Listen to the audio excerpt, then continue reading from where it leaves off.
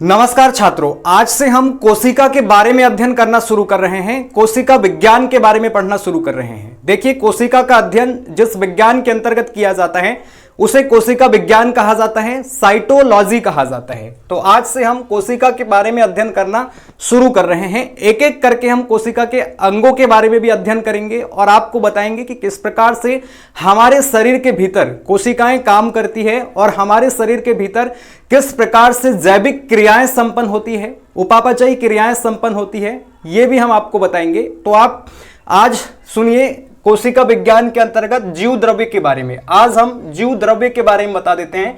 जीव द्रव्य जिसे अंग्रेजी में प्रोटोप्लाज्म कहा जाता है। तो जीव द्रव्य होता क्या है भाई, तो इसके बारे में आप समझ लीजिए थोड़ा सा। तो जीव द्रव्य का नामकरण 1839 में पुरकिंजे नामक वैज्ञानिक ने की थी। किसने की थी? पुरकिंजे नामक वैज्ञानिक ने की थी। ध्यान रखिएगा, जीव द्रव्य ये कोशिका के भीतर जो द्रव्य होता है उसे कहा जाता है। ये एक कोशिका है और ये कोशिका के भीतर जो द्रव्य होता है, लिक्विड होता है, उसे ही जीव द्रव्य कहा जाता है।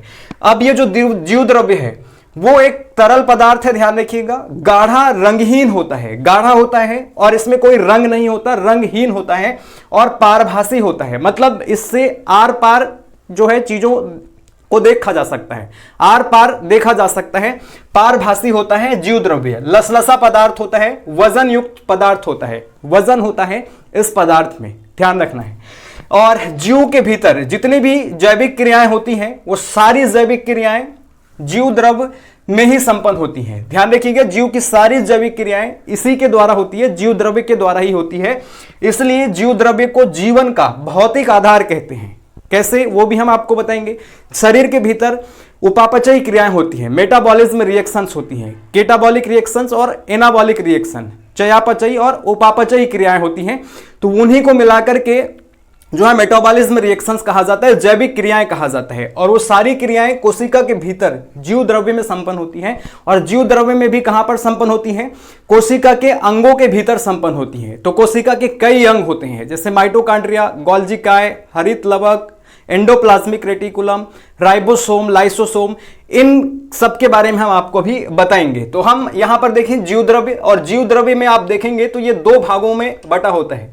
जीव द्रव्य के दो भाग होते हैं, एक कोशिका द्रव्य होता है, साइटोप्लाज्म जिसको कहा जाता है, और ये कोशिका द्रव्य कोशिका के भीतर केंद्रक एवं कोशिका झिल्ली के बीच होता है। यहां पर देखिए ये कोशिका है और ये कोशिका की झिल्ली है, ये बाहरी आवरण झिल्ली है, और ये केंद्रक, ठीक है। तो ये केंद्रक और कोशिका झिल्ली के बीच ये जो द्रव्य भरा है इसे ही कोशिका द्रव्य कहा जाता है। ध्यान रखना है, इसे ही कोशिका द्रव्य कहा जाता है। और इसी कोशिका द्रव्य में कोशिका के सभी अंग उपस्थित होते हैं। कोशिका के सभी अंग कौन कौन से? तो माइटोकॉन्ड्रिया, लाइसोसोम, हरित लवक, गोल्गी काय, राइबोसोम, एंडोप्लाज्मिक रेटिकुलम, ये सारे के सारे कोशिका द्रव्य में उपस्थित होते हैं, कोशिका के सभी अंग। ठीक, तो ध्यान रखिएगा, कोशिका द्रव्य केंद्रक एवं कोशिका झिल्ली के बीच होते हैं कोशिका में। दूसरा भाग है जीव द्रव्य का केंद्रक द्रव्य, जिसे न्यूक्लियोप्लाज्म कहा जाता है। तो ये जो न्यूक्लियोप्लाज्म है वो कोशिका में केंद्रक के अंदर होता है, केंद्रक के अंदर होता है। कहने का मतलब है ये कोशिका के बीच में एक केंद्रक होता है और इस केंद्रक के भीतर जो लिक्विड होता है द्रव्य, उसे ही केंद्रक द्रव्य कहा जाता है, न्यूक्लियोप्लाज्म कहा जाता है। और ध्यान रखिएगा, इसी केंद्रक द्रव्य के भीतर हमारे शरीर के आनुवांशिक पदार्थ होते हैं, आनुवांशिक मटेरियल्स होते हैं, जेनेटिक मटेरियल्स, यानी कि गुणसूत्र, डीएनए, आरएनए और डीएनए के ही छोटे खंड जीन, वो सब कहां पर होते हैं? केंद्रक के भीतर, केंद्रक द्रव्य में। ठीक, तो चीजें क्लियर हो गई। जीव द्रव्य समझ में आ गया। जीव द्रव्य के दो भाग, कोशिका द्रव्य और केंद्रक द्रव्य। कोशिका द्रव्य में कोशिका के सभी अंग उपस्थित होते हैं और केंद्रक द्रव्य में आनुवांशिक मटेरियल्स उपस्थित होते हैं, आनुवांशिक पदार्थ उपस्थित होते हैं। तो जीव द्रव्य का नामकरण किसने किया? पुरकिंजे नामक वैज्ञानिक ने। जीव द्रव्य एक तरल पदार्थ है, गाढ़ा रंगहीन पदार्थ है, पारभासी पदार्थ है, लसलसा और वजन युक्त पदार्थ है। इसके अलावा आपको यह भी ध्यान रखना है, जीव द्रव्य का 99% भाग निम्न 4 तत्वों से मिलकर के बना होता है। कौन कौन से तत्व? तो ऑक्सीजन 76%, कार्बन 10.5%, हाइड्रोजन 10% और नाइट्रोजन 2.5%। ठीक, इसके अलावा आप ध्यान रखिएगा जीव द्रव्य में अकार्बनिक पदार्थ या अकार्बनिक यौगिक यानी कि जिनमें कार्बन नहीं होता है और कार्बनिक यौगिक जिनमें कार्बन होता है का अनुपात 81.19 होता है। यानी कि जीवद्रव्य में अकार्बनिक एवं कार्बनिक यौगिकों का अनुपात 81:19 होता है। ठीक, तो इस प्रकार से ये जीवद्रव्य के बारे में हमने देख लिया। कल हम नेक्स्ट वीडियो में आपको कोशिका के बारे में बताएंगे। जैसे आपको पता होगा कोशिका की खोज रॉबर्ट हुक नामक वैज्ञानिक के द्वारा की गई थी और कोशिका के अंतर्गत ये भी आप देखेंगे कि हमारे शरीर में सबसे बड़ी और सबसे लंबी कोशिका तंत्रिका कोशिका होती है और सबसे छोटी कोशिका माइकोप्लाज्म नामक बैक्टीरिया में पाई जाती है और सबसे बड़ी कोशिका शुतुरमुर्ग यानी कि ऑस्ट्रिच के अंडे में होते हैं।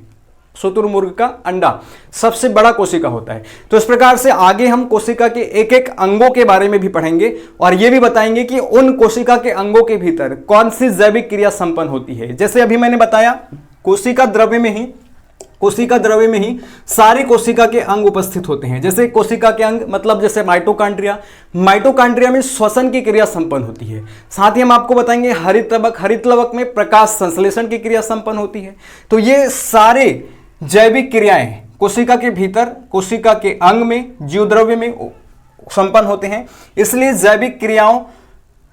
जैविक क्रियाओं को संपन्न करने के कारण ही जीवद्रव्य को जीवन का भौतिक आधार कहा जाता है। स्क्रीनशॉट आप ले सकते हैं। तो आज कोशिका विज्ञान की हमने शुरुआत कर दी है।